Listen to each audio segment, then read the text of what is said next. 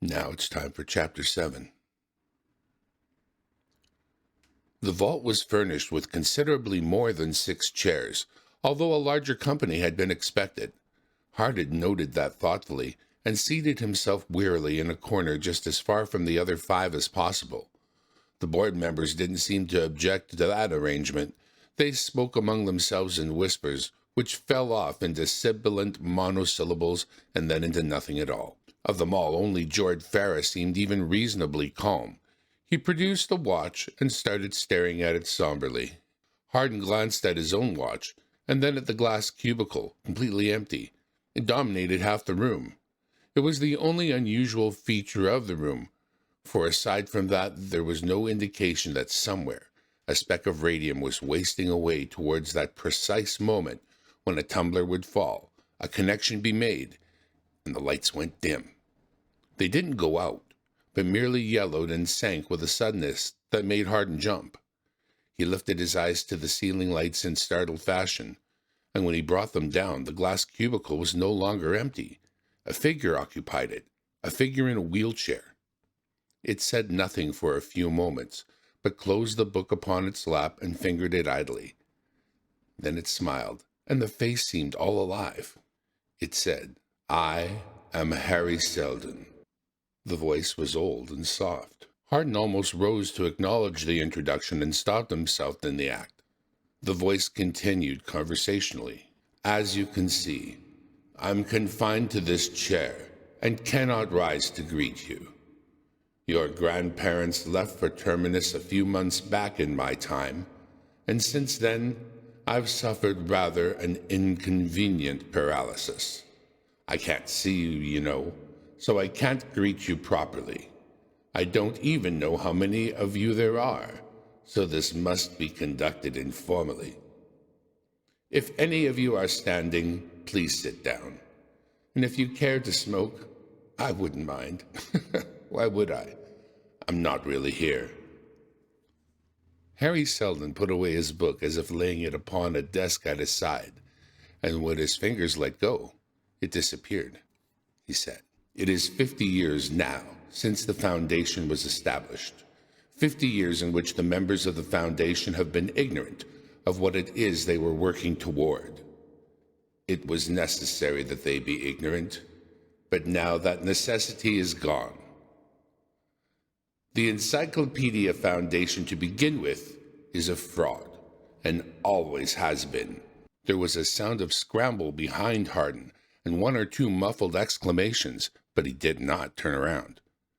Harry Seldon was, of course, undisturbed. He went on. "It is a fraud in the sense that neither I nor my colleagues care at all whether a single volume of the encyclopedia is ever published. It has served its purpose, since by it we extracted an imperial charter from the Emperor. By it we attracted the 100,000 humans necessary for our scheme, and by it we managed to keep them preoccupied while events shaped themselves until it was too late for any of them to draw back. In the 50 years that you have worked on this fraudulent project, there's no use in softening phrases. Your retreat has been cut off, and you have now no choice but to proceed on the infinitely more important project that was and is our real plan.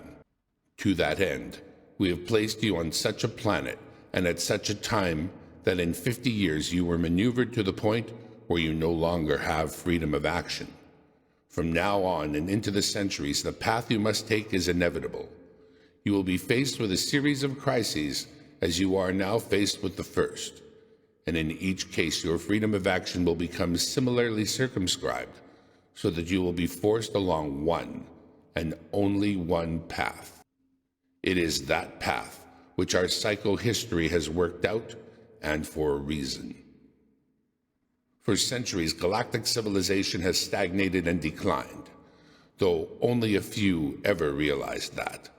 But now, at last, the periphery is breaking away, and the political unity of the Empire is shattered. Somewhere in the past 50 years is where the historians of the future will place an arbitrary line and say, "This marks the fall of the Galactic Empire."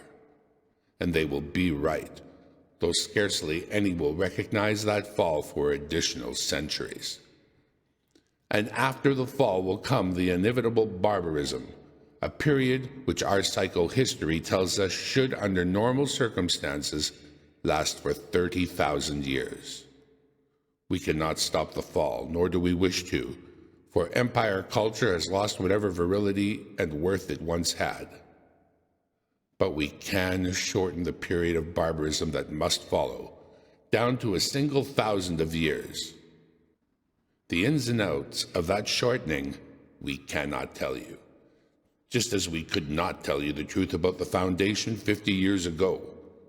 Were you to discover those ins and outs, our plan might fail, as it would have had you penetrated the fraud of the Encyclopedia earlier, for then, by knowledge of your freedom of action would be expanded, and the number of additional variables introduced that would become greater than our psychology could handle. But you won't, for there are no psychologists on Terminus, and never were, but for Alarin, and he was one of us. But this I can tell you. Terminus and its companion foundation at the other end of the galaxy are the seeds of the Renaissance and the future founders of the Second Galactic Empire. And it is the present crisis that is starting Terminus off to that climax. This, by the way, is a rather straightforward crisis, much simpler than many of those that are ahead. To reduce it to its fundamentals, it is this. You are a planet suddenly cut off from the still civilized centers of the galaxy and threatened by your stronger neighbors. You are a small world of scientists, surrounded by vast and rapidly expanding reaches of barbarism.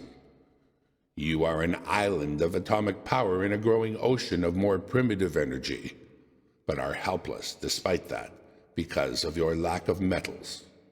You see then that you are faced by hard necessity, and that action is forced on you.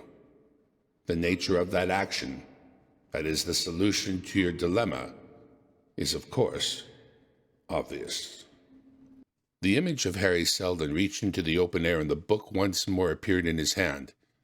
He opened it and said, "But whatever devious course your future history may take, impress it always upon your descendants that the path has been marked out and that at its end is a new and greater empire."